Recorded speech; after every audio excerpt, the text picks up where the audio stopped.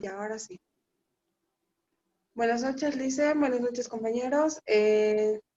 Nosotros vamos a explicar un poco sobre la NIA 240, lo que es las responsabilidades del auditor, detectar representación de importancia relativa debido al fraude. Los integrantes son Jiménez López Rodrigo, Paredes Sotona Karen y Pérez Castro Daniel Alejandra.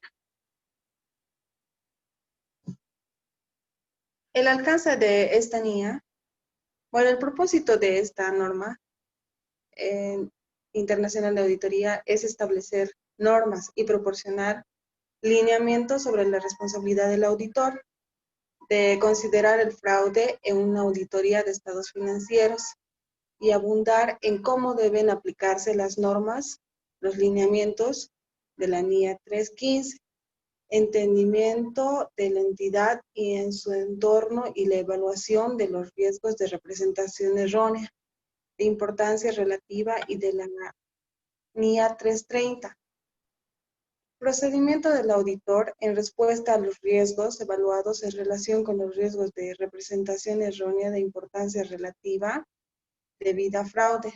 Las normas y lineamientos de esta NIA son con la intención de integrarse en el proceso global de auditoría. En la definición de error se refiere a las equivocaciones no intencionales en los estados financieros, incluyendo la omisión de una cantidad o una revelación. El fraude, así, es un acto intencionado realizado por una o más personas de la dirección, los responsables del gobierno, de la entidad, los empleados o terceros, que conlleve la utilización del engaño con el fin de conseguir una ventaja injusta o ilegal. Los factores de riesgo de fraude son hechos o circunstancias que indican la existencia de un incentivo o elemento de presión para cometer fraude o que proporcionen una oportunidad para cometerlo. En cuanto a las características del fraude, cuando hablamos de fraude lo relacionamos con un concepto que tiene implicaciones legales. Sin embargo, el auditor no hará consideraciones legales de si ha ocurrido un fraude. El auditor lo entenderá como una causa de errores intencionales de importancia relativa en los estados financieros. De esta manera, podrá establecer errores que son resultados de información financiera fraudulenta y errores que son resultado de malversación de activos. El fraude puede presentarse como un resultado de la presión que ejercen terceros sobre la administración o empleados para cumplir con metas establecidas, sobrepasando el control interno y principios y valores también. La responsabilidad en relación con la prevención y detección del fraude. La administración y encargados de la entidad tienen la responsabilidad de la prevención y detección del fraude. Existe la posibilidad de que sobrepasen controles o haya influencias de que pueden afectar el proceso de la información financiera, donde se manipule la información, presentando información falsa en los estados financieros. Es por esto que la entidad debe enfocarse a la prevención del fraude, lo que puede reducir la posibilidad de que se presente. Para esto se debe crear controles en diferentes áreas, inculcar una conducta ética, actuar bajo principios personales y profesionales.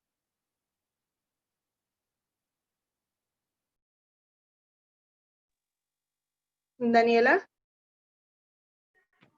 Sí, responsabilidad del auditor.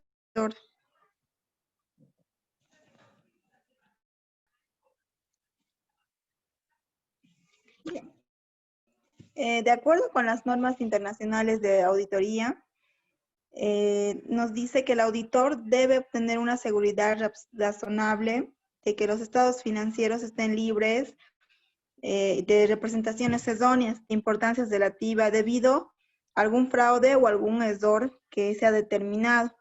Siempre el auditor trabajando con ética profesional.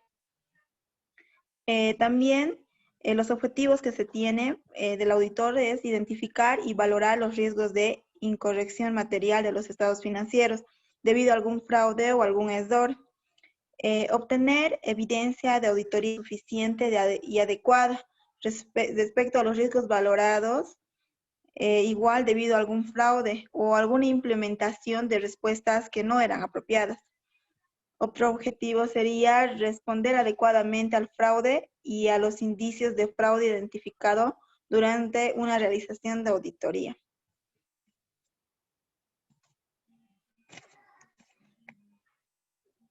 Categorías de fraude en los estados financieros. Serían los ingresos ficticios. Los ingresos ficticios son, por ejemplo, son aquellos que consisten cuando aquellos que se registran contablemente y son unos servicios que nunca han sucedido o son unos bienes que nunca ha estado ahí en la empresa. El siguiente sería diferencia en el tiempo del reconocimiento de los ingresos. El tercero, estrategia para esconder obligaciones y gastos. El cuarto sería revelación insuficiente o impropia. Esos serían. El quinto sería evaluación de activos impropios. Siguiente. Formas de maquillar estados financieros.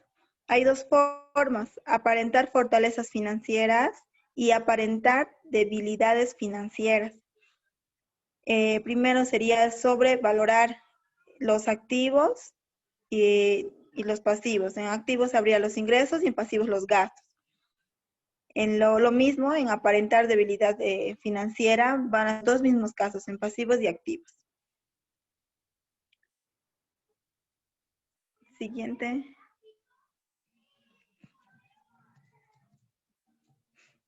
Los requerimientos. El primero sería excepcionismo profesional. El segundo, discusión entre los miembros del equipo del cargo. 3, procedimiento de valoración de riesgo y actividades relacionadas. El cuarto, identificación y valoración de riesgos, incorrección material debido a algún fraude. También una imposibilidad del auditor para continuar con el encargo. Otro, manifestaciones escritas. 9 sería comunicaciones a la dirección o a los responsables del gobierno de la entidad. Y como el final sería la documentación presentada.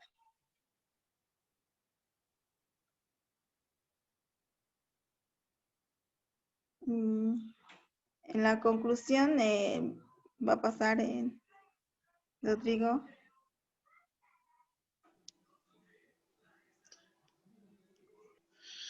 Buenas noches. En la conclusión sería de que el auditor obtiene una seguridad razonable de acuerdo a la NIA con el fin de diseñar o implementar los procedimientos necesarios y responder de manera apropiada. Esto es porque un auditor no puede obtener, no puede obtener una seguridad absoluta de que las representaciones erróneas de la importación relativa con los estados financieros ¿cómo se puede decir? Se detectaron debido a factores como el uso de juicio y el uso de pruebas y las limitaciones y los controles inherentes. Y el hecho de que muchas de las evidencias de auditoría que dispone el auditor es persuasivo, más que la conclusiva por naturaleza. Eso quiere decir que un auditor que conduce según la NIA, de acuerdo a esta NIA, obtiene una seguridad razonable de que los estados financieros considerados como un tanto de una empresa estén libres de presentación de errores de importancia relativa, ya sea causado por un error o fraude, ¿no? Que hemos conceptualizado anteriormente. También podemos decir que en la obtención, que el resto el resto de la NIA, esta nos brinda lineamientos adicionales para considerar los riesgos de fraude en una auditoría. En sí sería diseñar los procedimientos para detectar representaciones erróneas de importancia relativa debida a fraude.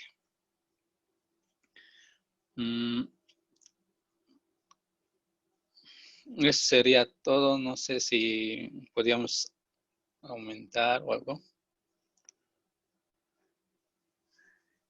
También el maquillaje, ¿no? de los estados financieros, que está catalogado, como tú decías, en las líneas como un tipo de fraude elevado, ¿no? O sea, mayor.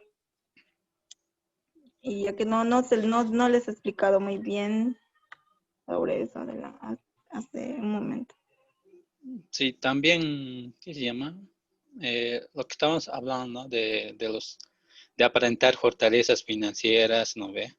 Eso hacen con el fin de demostrar o sea, atraer o mostrar de que tienen como unos altos ingresos para así atraer a terceras personas o inversionistas o bancos, ¿no ve? Para que le den préstamos también.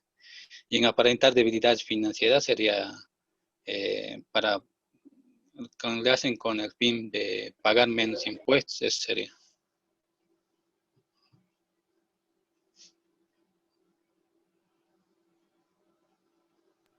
Sí, eso sí es. Eso es todo, licenciado, eso es todo, compañeros. Sí, Gracias. muchas gracias.